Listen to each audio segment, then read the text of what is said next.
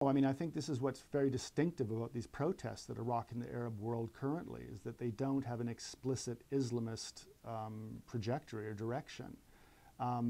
They tend to be secular in focus and related to, the real sort of, economic concerns of the people. We have a situation in the Arab world where there's a demographic explosion, enormous numbers of young people without prospects, whose upward mobility is blocked, who have no real hope for the future, who have no say, in the politics of their countries. And it's these young people who are taking to the streets. And in some instances, they're joined by Islamists, but Islamists are only, sort of a relatively small voice in this great crowd that's enveloping the Arab world. That's not what's driving what we're seeing. No, we're not talking about Islamic revolution here. We're talking about something new, something quite different. And that's what's kind of exciting about all of this, is that we haven't seen this before, this groundswell of opposition. Ordinary citizens, telling their leaders that they've had enough, that they want change. And again, the Islamist groups like the Muslim Brotherhood are part of this, but they're not leading it. In fact, that's what's been notable about the demonstrations in Egypt, is that the Muslim Brotherhood did not take the initiative.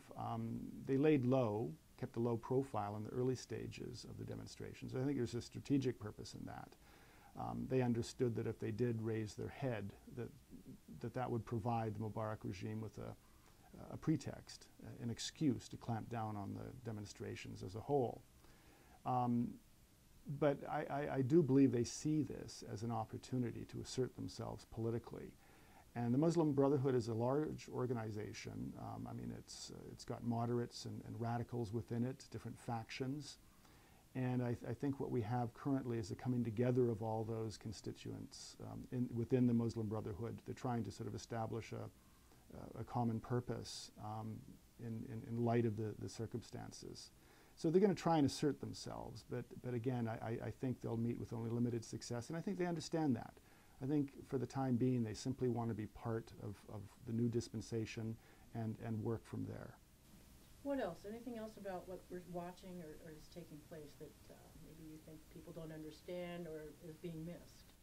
Well, I mean, I think this is not about, I mean, it's often said, and I think there's a lot of truth to this, that the Egyptian people have been held hostage, by the security concerns of Washington and Israel and Western countries.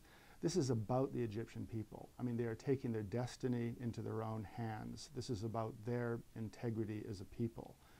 And it's exciting to watch. It's not ideologically driven. It's driven by, very basic concerns with human rights and social justice.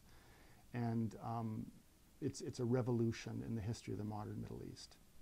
Iran is looking at this and claiming victory because of Muslim Brotherhood, but they're not looking at anything else. Well, exactly. The mullahs in Iran want to trace what's going on in Egypt back to them. They want to take credit.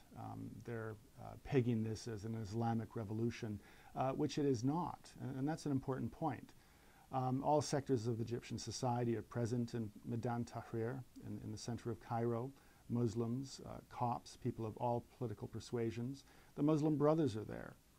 But another point is that, whatever type of interim or transitional government is formed after the departure of Mubarak, which is almost certain, the Muslim Brothers are not going to have a prominent place at the table.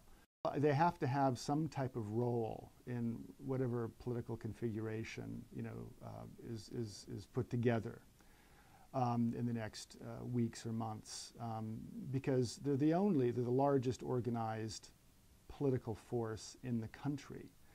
You have to understand that Mubarak's Egypt did not allow the creation of a vibrant civil society. There's something of a vacuum in Egyptian politics, consequently.